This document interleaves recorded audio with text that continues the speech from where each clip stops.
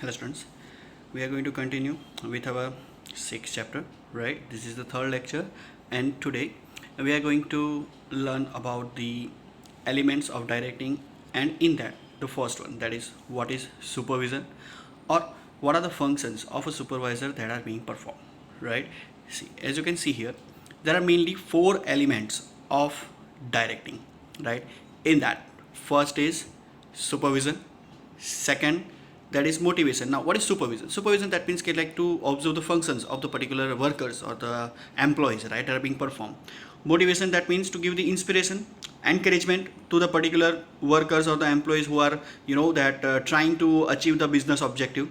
Leadership, that means yes, there will be a particular person who will be leading from the front and giving the direction whenever it is needed by his or her team. And fourth and important one, that is the main element of directing, that is communication, right? See, effective communication, that is going to require for the successful direction, right? That whatever the things that need to be conveyed, whatever the orders, whatever the instructions, or whatever the that guideline that need to be given, that can be achieved through proper communication. Okay, right? So we are going to learn in this lecture, that is about what is supervision. See, in a simple language, supervision, that means what? To supervise the work done by the workers, right? That is called as what? That is called as a supervision, right? Simple term. If it is asked about supervision, then you can simply write like this, like to supervise the work done by the workers or by the fellow workers, that is subordinates, right? That is called as what? That is called as a supervision, right? And it is totally the internal matter of the particular management or of the business unit, right? And see, this supervision function, that is going to be required at the bottom level of management, because these are the people who will be that continuously doing a effort, right? That more maximum implementation work that will be done, right? And mostly they will be lacking of a self discipline, right? So this supervisor, that supervision work, that need to be there. Okay, right. See, simply maximum that administration task or that implementation task, right, that the physical effort that is being done at the bottom level of management, right? And the person, the one who does the observation of the work done by the workers and foreman, that is called as what? That is called as a supervisor, right? See, it can be asked into the 1 mark of a question, that what is supervision, who is a supervisor, right? So who is a supervisor? That yes, the one who does the function of what? Of the observation of the workers and the foreman, that whatever the instruction that has been given, the work is being done according to plan or not, everything that he is going to look after it, right? And supervisor is the one who is going to what? Responsible for the work of the workers, that whatever the task that has been assigned to the supervisor, like suppose I am a supervisor, right, of my production team, okay, then I am the responsible of getting the things done by the workers, okay, right? And supervisor is the one who is the key person, right, between the that top level management, bottom middle level, and the bottom level, right? See, because bottom level management, the one who is going to perform, right, that he has having some sort of authority with him, right, to give orders, to give a guideline, direction, okay, right? So he's the key person, right? Supervisor is the key person in what? In that particular supervision task, okay, right?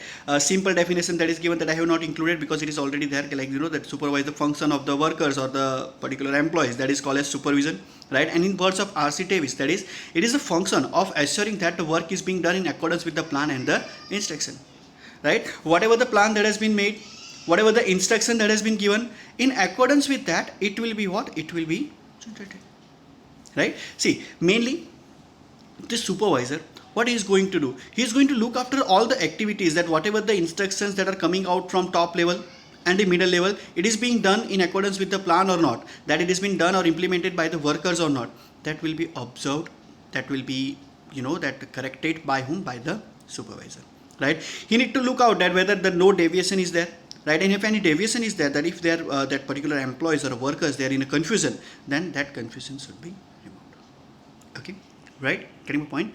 Then what are the functions of supervisor? First, to plan functions and remove hurdles. Simple, right? Like supervisor is the one who is going to plan the daily routines of the workers or the foremen, that they are coming out for the job, right? They are going to what? If any kind of problem or any kind of grievance is there, then they are going to remove those hurdles, right? Then to provide the necessary guidance and direction to the workers to get the particular work done on time. Simple thing, right? See, they are the one who are going to guide, direct, and the particular whatever the follow-up process, it will be there, right, by the supervisor. Then to supervise the employees constantly and to save time. For what purpose? To save the time and the labor, right? Simple thing. See, supervisor is the one who is that constantly being in touch with whom, with the particular employees or a group of workers, right? And they are going to look after that कि भाई there will be no unnecessary wastage of time as well as the efforts of the labor. Okay, right. And fourth and important one, that is the what? Okay, yes, supervisor does the function of integration of employees' personal interest. Understand this thing, personal interest with the interest of productivity of business. Right. See, many times as I say, like in the 5th chapter also, like that people, they are coming into the organization with their own personal interest or individual goal. Like if I'm entering into the company as a worker, then I will be constantly looking for my personal growth and my personal development. Okay, and when I'm looking for the personal development, it will be like that supervisor is going to identify those things. What is my personal goal, and he will try to merge, he will try to convert my personal goal, my personal interest into what? Into the productivity of the business. Okay, right. Fifth one, to motivate and encourage the employees. For what purpose? To increase the efficiency. Okay, see, motivation that is going to constantly require for the workers level, right? Because see, they are constantly doing efforts, and sometimes they are going to feel that boredom or any kind of fatigue that is going to be there. So it is the role of the supervisor, responsibility of a supervisor, that they are going to what? They are going to remove those particular fatigue or that boredom from the employees. They are going to constantly motivate, encourage the workers to do the work efficiently, right? Efficiently, that efficiency, that means what? That less, or we can say that minimum cost and with the proper quality. Then next, to maintain the feeling of oneness among the employees. We are a team. Like if I am a supervisor, then I will be constantly in touch with my team and constantly giving them the feeling, yes, we are the one who are going to achieve the objective. We are not 5 different members, but we are as a team. Okay, and to make communication work faster. See, this is the important thing, that whatever the instructions that are being coming from the top level and the middle level, supervisor need to convey the message, the instructions to whom? To the bottom level workers as soon as possible. And ultimately the feedback of whom? Feedback, whatever the work that has been done by the workers, it is being in accordance with the plan or not, that will be what? That will be conveyed to the middle level, right? And that is to give guidance regarding use of new technology introduced in the business. That is a one kind of that a training session it will be there. Like I am a supervisor, so it is my responsibility to give the particular knowledge or the training to the workers or the employees to know that what is the use of the new technology if a business unit is introducing a new technology, right? See, technology is the always keep on changing, that constantly it is going to be changed. So what we need to do this thing. Yes, there will be what? That as a supervisor I need to give constant guideline, constant guidance to the workers so that they can use the machinery properly. There will be no any kind of wastage of the resources that are available with the company or with the business unit. Okay, right. Then 9th, that is to maintain discipline among the employees. See, discipline is the most important thing amongst the workers, right? You see, if discipline is not maintained by the supervisor, then obviously what is going to happen? That business objectives that are not going to be achieved successfully, right? Then supervisor does not keep control but provides a training. Understand this thing, right? See, they are not only going to, supervisors are not there to only control the activities that are being done by the employees, but to give them the proper training whenever it is necessary, right? If I feel, yes, the new things that are coming, new rules and regulations that has been introduced or new policy that has been formulated by the company or that is by the top level management, I will be giving the training to the particular employees and workers to aware them. Yes, these are the things that are being changed, right? You need to follow this particular new schedule that you are going to.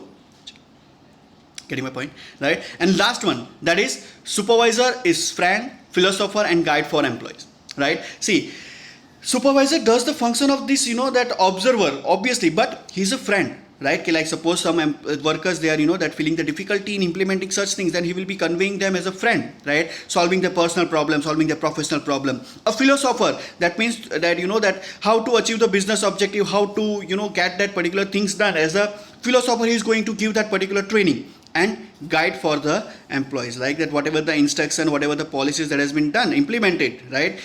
So bottom level workers, they will be what? They will be asking the supervisor only how we are going to do it. So proper guideline, proper direction, that will be given by whom? By the supervisor, right? Okay, fine. Go through it. As we all know that we are going to have tests from the 6th of August, right? Go through it. Right, there are only 1 to 5 chapters are there in the subject of OCM. If you have any doubt, any confusion, you can feel free to call me, right? Okay, thank you.